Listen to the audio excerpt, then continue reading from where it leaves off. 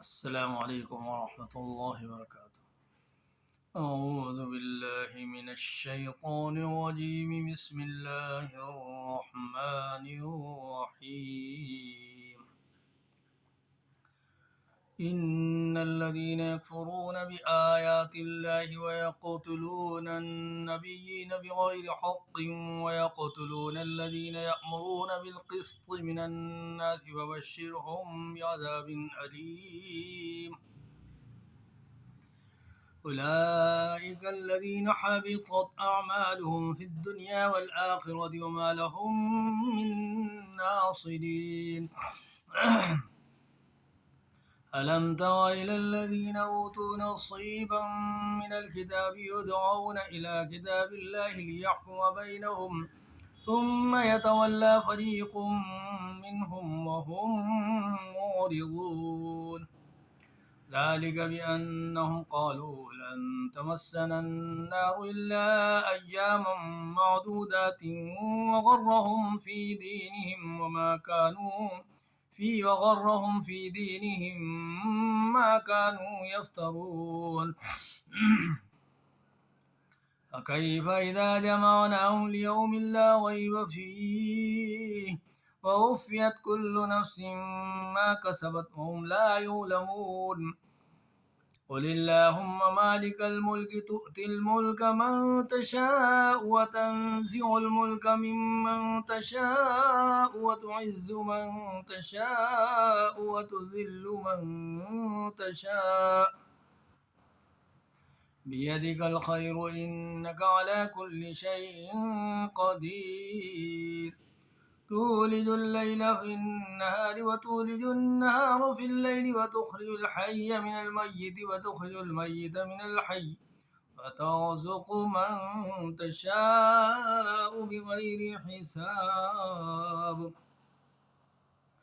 لا يتخذ المؤمنون الكافرين أولياء من دون المؤمنين ومن يفعل ذلك فليس من الله في شيء إلا أن تتقوا منهم تقاه ويحذركم الله نفسه وإلى الله المصير.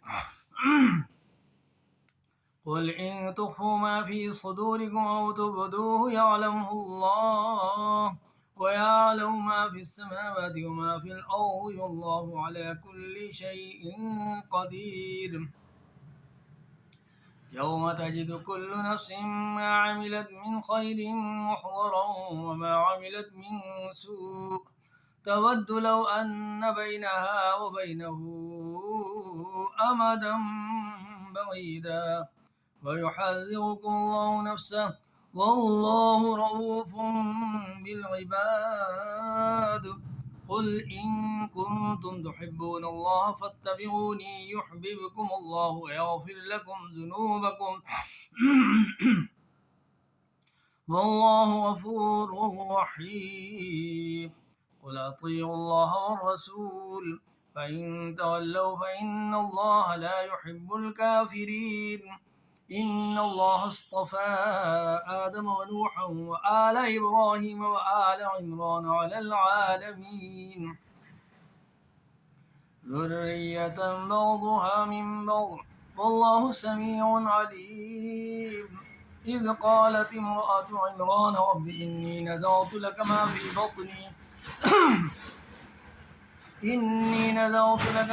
بطني محررا فتقبل مني إنك أنت السميع العليم.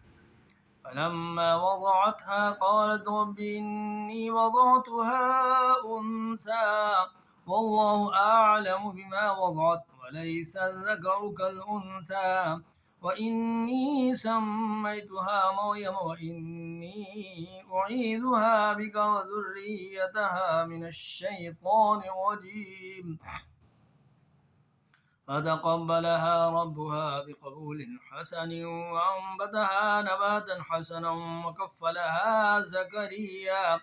كلما دخل عليها زكريا المحراب وجد عندها رزقا قال يا مريم أنى لك هذا قالت هو من عند الله إن الله يرزق من يشاء بغير حساب. هنالك دعا زكريا ربه قال رب هب لي من لدنك ذرية طيبة إنك سميع الدعاء. فنادته الملائكة وهو قائم يصلي في المحراب أن الله يبشرك بيحيى مصدقا بكلمة من الله وسيدا وحصورا ونبيا من الصالحين. قال رب أنى يكون لي غلام وقد بلغني الكبر وامرأتي عاقر.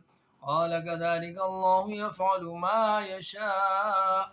قال رب اجعل لي آية. قال آيتك ألا تكلم الناس 3 أيام إلا رمزا واذكر ربك كثيرا وسبح بالعشي والإبكار. صدق الله العظيم.